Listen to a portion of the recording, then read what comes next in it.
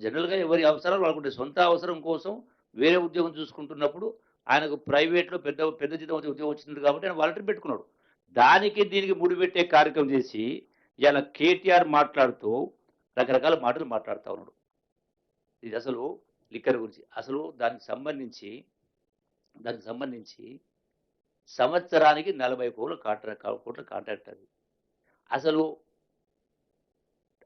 ఫైనలే చేయలే. అసలు టెండరే పిలవలే 2 స్టేజ్‌లో. దీనికి రాజకీయ రంగు పులిపేటువంటి కార్యక్రమం చేసి ముఖ్యమంత్రి గారి అల్లుడు పైన ఆరోపణలు, 500,00,00,000 ముడుపులని, కుటుంబం పైన బురదజల్లే కార్యక్రమం చేయడం.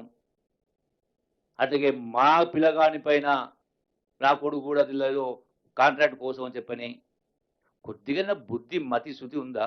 కడుపుకు అన్నం తింటున్నాడా? గడ్డి తింటున్నారా? నా చరిత్ర తెలవదా కేటీఆర్ నీకు? తెలవదా? ఆనాడు, ఆనాడు తెలంగాణ ఉద్యమంలో సమైక్య రాష్ట్రంలో